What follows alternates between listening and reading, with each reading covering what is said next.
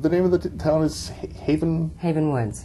Haven Woods, I think it's just next door to Stepford. Yes, it's very close. Yeah, because it's 2 towns over. It's a creepy little place. Well, it is. I mean, you know, there was the one horrible tragedy that is sort of the focus of the evil in the book, or at least the property is. I have an affection for places with bad reputations. I really do.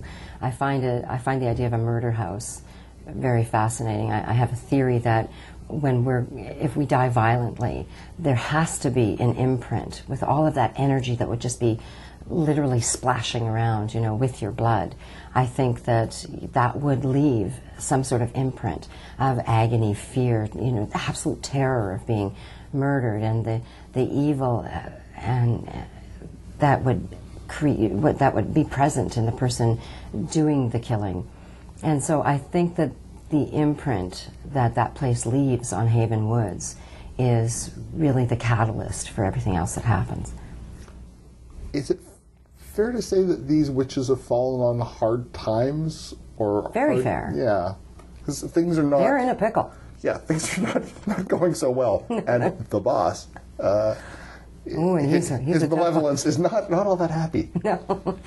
No, he is not happy with the girls, and they've agreed to something, you know, early on in their development as a coven, and you know, that's falling apart. And it's falling apart. What's interesting is that, you know, it is about witches, and it is about, you know, the evil that we leave behind when we've done wrong or something bad has happened. But really what it's about is it's about the relationships during times of disaster. You know, who do we turn to?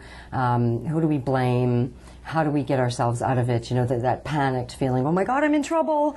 You know, and I think that Izzy, my protagonist, is a good example of leadership under pressure. Izzy could have been Darth Vader's mom. You know? But she has that value system. There is a value system to what she's become. It didn't start out, she didn't start out evil. She started out the way all young mothers and wives do. You know, she has the best of intentions. She just wants her family to flourish and prosper. And, you know, so it comes from a good place, but it becomes, you know, twisted and despised as time goes on. As I think, you know, if you look at a bad woman, I think at some point she was a good woman. Havenwood feels like the 50s. Yes, it does. Well, or maybe the 60s, when, you know, women were a bit more colorful, I think. And I was looking for a time when that sort of lifestyle was believable and acceptable. And so 60s, 70s, when, you know, there was still the transition between women being equal breadwinners with men. And there was that sort of painful transition, you know, even in the 80s, you know, it was when women were first starting to move into the marketplace. I don't do that with these women.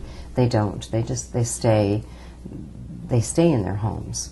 And part of the anger, they all have little businesses though, you know, and part of the anger I think that they feel in spite of what they've managed to create for themselves, they're still stifled by that world, and so it does twist their values. You know, they're forgetting that there's things that they can do themselves as their mothers did, and so they keep buying things, or they keep conjuring things in their homes, beautiful homes. And you know, Izzy's remark about the table, I love that, when she is, you know, preparing for what is going to be a very big night, and she walks by the new table that she has in the hall, and she sort of strokes it. I like that.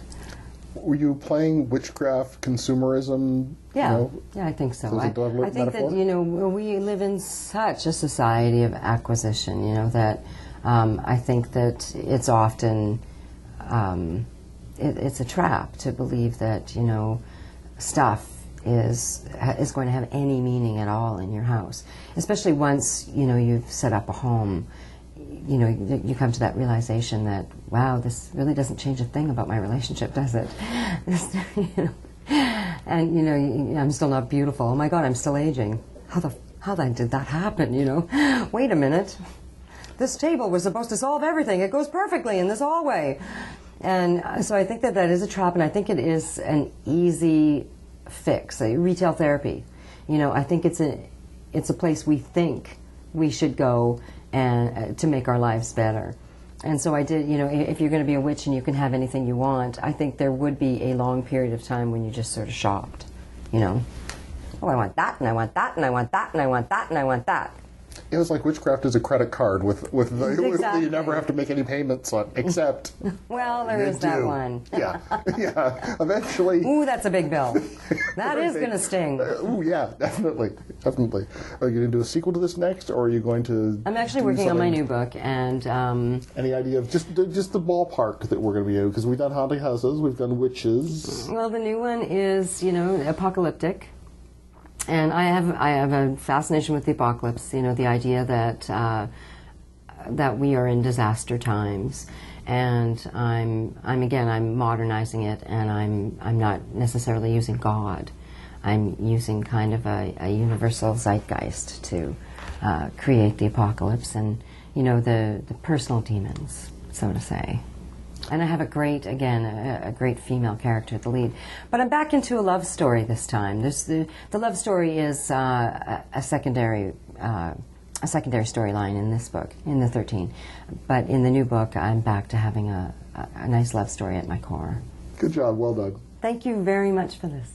The book is The 13. I've been speaking with the author Susie Moloney, and The 13, published by Random House of Canada.